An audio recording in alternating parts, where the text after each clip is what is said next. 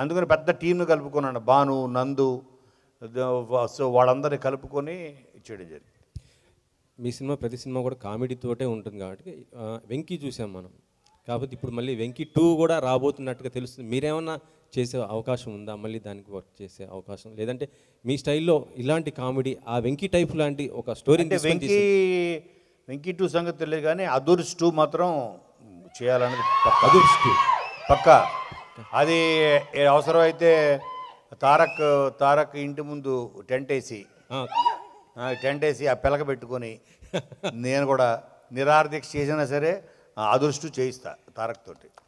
అంటే ఎందుకంటే తన కెరియర్లోనే ది బెస్ట్, అంటే తనని మించి తను చేసేవాడు లేడు, తెలుగు ఇండస్ట్రీయే కాదు, ఈవెన్ ఎంటైర్ ఇండియన్ ఇండస్ట్రీలో ఆ క్యారెక్టరు, ఆ ఆహార్యం కానీ, ఆ డ్రెస్సింగ్, మోడ్యులేషను, ఎన్టీఆర్ లాగా చేసే యాక్టరు ఆ క్యారెక్టర్ని ఇండియాలో లేడు. అంటే వినాయక్ గారితో చేపిస్తారా లేకపోతే? వినయ్తోనే. వినయ్ యాక్చువల్గా కామెడీ.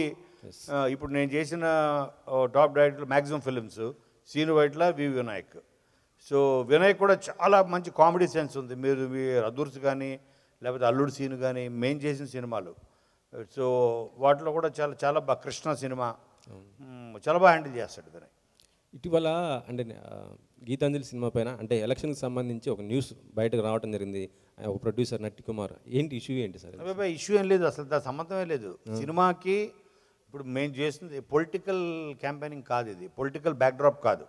అటువంటిప్పుడు దేర్ ఇస్ నో ఇష్యూ. ఆయనకి రూల్స్ తెలియక తెలుసుకోక సరిగ్గా ఏదో అన్నాడు కానీ, బట్ అది అసలు ఇష్యూయే లేదు. Okay okay.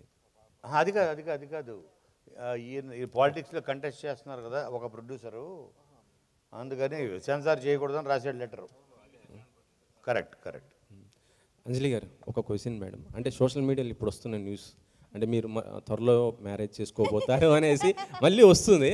మీరు చెప్తున్నప్పుడు నేను నవ్వితే పర్లేదు, మీ పక్కన నేనే కార్డు పంచాల్సింది కాదు, పెళ్ళికి రావాల్సింది నేను, నాకు చెప్పలేదు ఎవరు అని. చెప్పండి. అంతేనా? ఇప్పటికి 4వ సారి చేశారు నాకు, ఇది 5వ సారి. అంటే త్వరలో మ్యారేజ్ చేసుకోబోతున్నారు అనేసి వస్తుంది. అది అంటే నిజమా లేకపోతే టైం ఉందా? యాక్చువల్గా నేను కూడా రీసెంట్గా విన్నాను ఇది, అంటే విన్నాను. సో విన్నాను అంటే ఆబ్వియస్లీ అది నిజం కాదని అర్థం. నాకు ఎవరో చెప్పారు. నిజం అయితే ఉంది, పెళ్ళి అయితే చేసుకుంటాం.